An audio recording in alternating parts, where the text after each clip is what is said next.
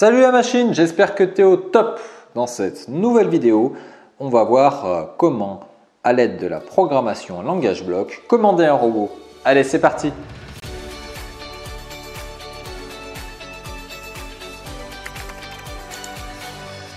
Alors les robots que l'on pilotera en technologie collège seront basés sur des cartes à microcontrôleur. Voilà exemple ici d'une image d'une carte à microcontrôleur. Donc le microcontrôleur, c'est une petite puce qui va venir permettre d'accomplir les mêmes fonctions qu'un ordinateur. Donc elle va pouvoir traiter les informations qui lui proviennent de l'extérieur et elle va pouvoir ensuite piloter des actionneurs. C'est vraiment le centre de ma chaîne d'information. Donc on a sur cette carte-là, microcontrôleur, des entrées qui sont marquées ici et des sorties qui sont marquées ici. Alors ici j'ai pris l'exemple d'une carte de marque Arduino, car c'est une carte qui est très utilisée, mais vous pouvez bien entendu utiliser d'autres marques dans votre laboratoire de technologie. Alors les entrées, c'est de là que vont provenir les informations de l'extérieur. C'est par exemple les boutons sur lesquels on va appuyer, ça va être par exemple des petits capteurs, etc. Donc on va venir les brancher ici pour leur envoyer une information. Donc à l'intérieur du programme que l'on va réaliser en langage bloc, il va y avoir la lecture de ces différentes broches. Par exemple, ici j'ai la broche qui s'appelle A0 et je pourrais dire à mon programme lis ce qui m'est envoyé sur la broche A0 et ensuite déclencher des actions en fonction. Je vois que sur cette carte-là, j'ai un certain nombre d'entrées. Je peux avoir plus d'entrées ou moins d'entrées en fonction de la carte que j'utilise. Attention, quand je vais brancher un capteur, il est rare que le capteur n'ait qu'un seul fil qu'il faille que je branche directement ici. Il va falloir des fois l'alimenter en courant. J'ai donc ici des sorties 5 volts qui amènent du courant et ici des 0 volts ou des GND pour venir câbler mes capteurs. Alors tout ce qui est câblage de capteurs pour éviter de griller quelque chose, bien sûr c'est à faire avec l'enseignant. Ensuite, on va avoir des sorties. Les sorties, c'est là où vont sortir les ordres pour aller piloter des moteurs, des ampoules, des choses comme ça. Je vois qu'ici aussi, les sorties sont numérotées. Ici, il y a la broche qui s'appelle par exemple ici 0. Ici, j'ai une broche qui s'appelle 13. Donc, je vais pouvoir piloter jusqu'à 13 sorties différentes.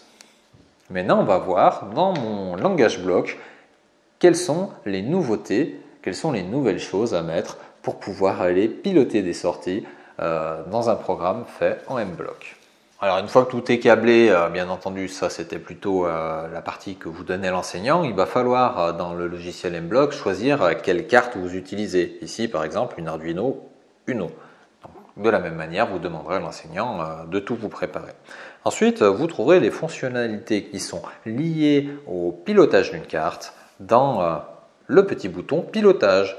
Alors le début d'un programme va prendre cette forme-là. Souvenez-vous, avant les débuts des programmes, quand on voulait réaliser une programmation bloc simplement à l'écran, c'était un événement. Quand par exemple l'utilisateur appuyait sur un bouton, on allait déclencher le programme.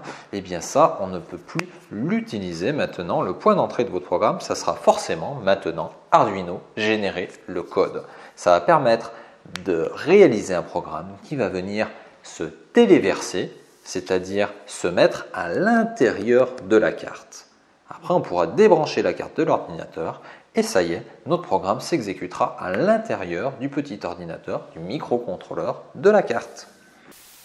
On va regarder maintenant deux fonctions simples de pilotage à partir d'une carte à microcontrôleur.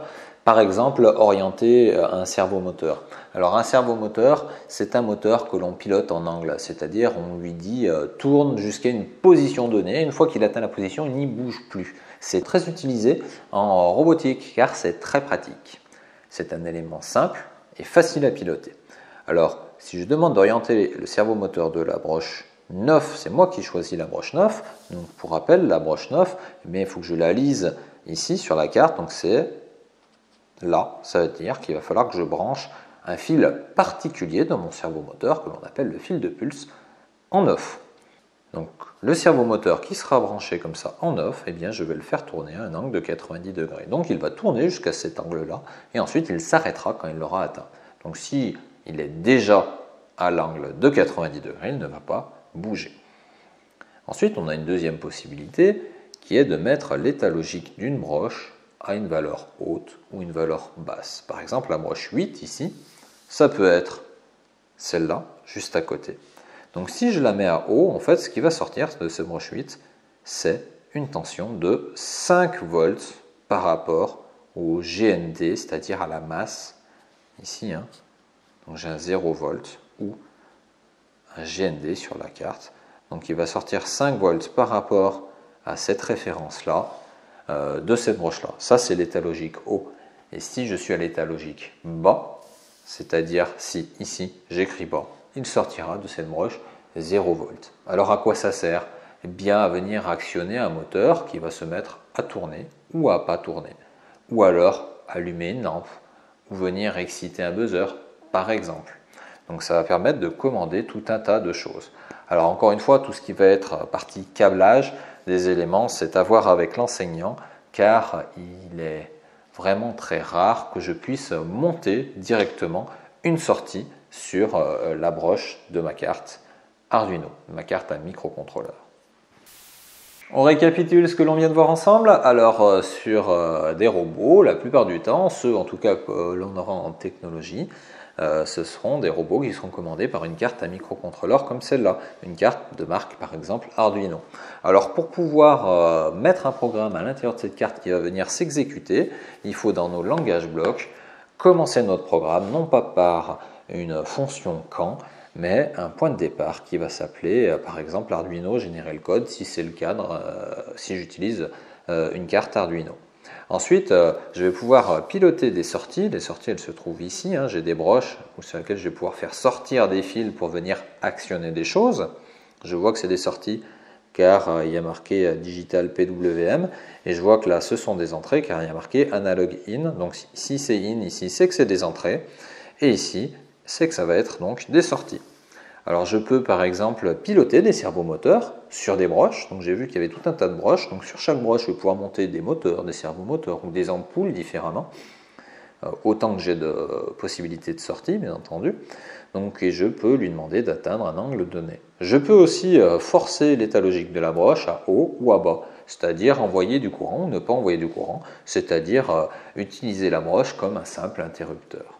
Voilà, la vidéo est terminée. J'espère que ça aura permis d'éclaircir certains points sur la programmation en langage bloc de cartes à microcontrôleur.